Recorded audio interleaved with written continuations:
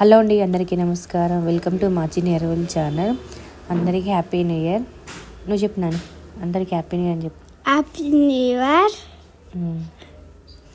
మా కృపని ఈరోజు కేక్ కట్ చేద్దాం అమ్మ అంటే, కేక్ కట్ చేయాలంటే బిర్యానీ చేయాలంట. అయితే కేక్ తీసుకురాలేదు.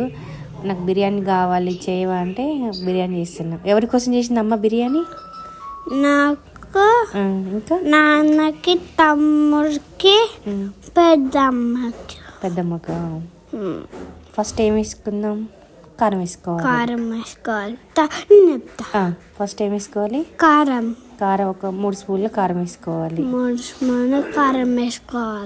తర్వాత ఇంకా నెక్స్ట్ పసుపు వేసుకోవాలి. కొద్దిగా పసుపు. చెప్పు, నువ్వు చెప్పు. కొద్దిగా పసుపు. తర్వాత ఒక 2 స్పూన్లు సాల్ట్. మా కృపని వీడియో తీయమంటే ఎక్కడెక్కడో తీసిండు, వాడి సరి తీయడం రాలేదనమాట. కొత్తిమీర అమ్మ తెలుసా నీకు? కొత్తిమీర అనేది కొత్తిమీర ఇంకా పుదీనా. కొత్తిమీర పుదీనా వేసుకోవాలి. తర్వాత ఏం వేసుకోవాలి చెప్పు. ఫ్రై ఆనియన్స్ వేసుకోవాలి. జీలకర్ర వేయరు ఇందులో. తర్వాత పచ్చిమిర్చి యాడ్ చేసుకోవాలి.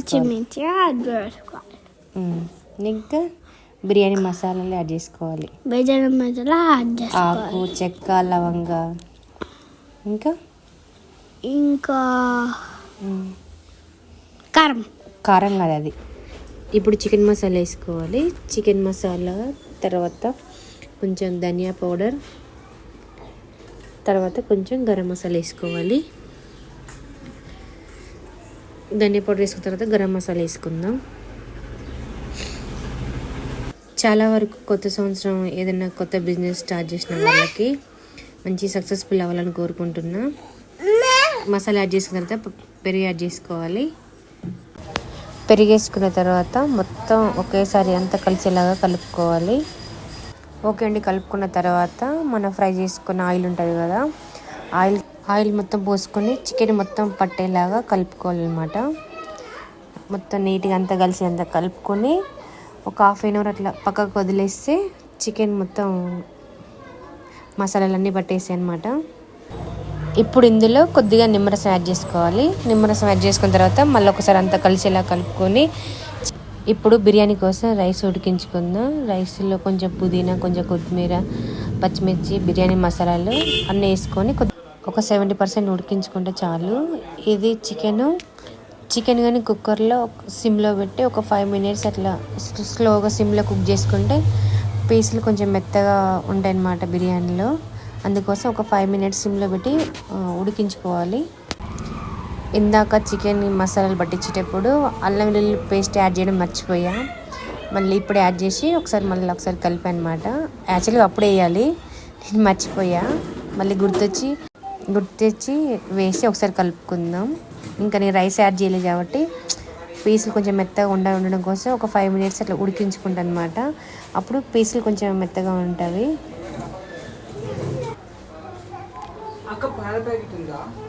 పాలు ఉన్నాయి కానీ పెద్దలు చిన్నవి ఉన్నాయి. ఇప్పుడు ఇందులో రైస్ యాడ్ చేసుకోవాలి. రైస్ 7% కుక్ అయిందనమాట. రైస్ యాడ్ చేసుకుందాం చికెన్లో. ఇక్కడ వచ్చేసి రైస్ యాడ్ చేస్తున్నా. జల్లి గంటతో అయితే ఒకేసారి చాలా వచ్చేది, కాకపోతే దాంతో కాకుండా చిన్న గంటతో తీసిందంటే రైస్ కొద్దిగా తీసుకొని చికెన్ యాడ్ చేసుకుంటున్నా. రైస్ మొత్తం చికెన్ పై మొత్తం వేసుకోవాలి. చికెన్లో రైస్ మొత్తం యాడ్ చేసుకున్న తర్వాత పైనుంచి ఫ్రై ఆనియన్స్, కొత్తిమీర, పుదీనా, నెయ్యి, అందులో కొద్దిగా ఫుడ్ కలర్ అంటే ఆప్షన్, ఇష్టం ఉంటే వేసుకోవచ్చు లేకపోతే లేదు. కొంచెం ఫుడ్ కలర్ వేస్తే కలర్ఫుల్గా ఉంటుంది.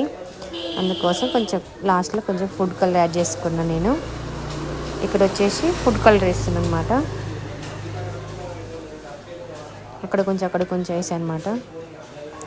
ఇప్పుడు కుక్కర్ మూత పెట్టుకొని క్లోజ్ చేసుకొని ఒక 5 minutes సిమ్లో స్లోగా కుక్ చేసుకుంటే రైస్ లోపల చికెన్ పీస్ మెత్తగా ఉడికిపోతాయి అనమాట.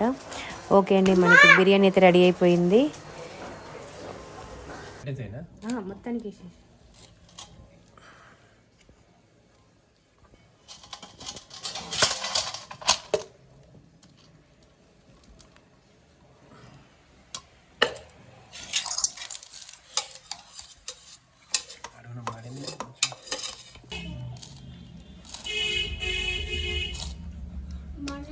పొగలు పొగలు.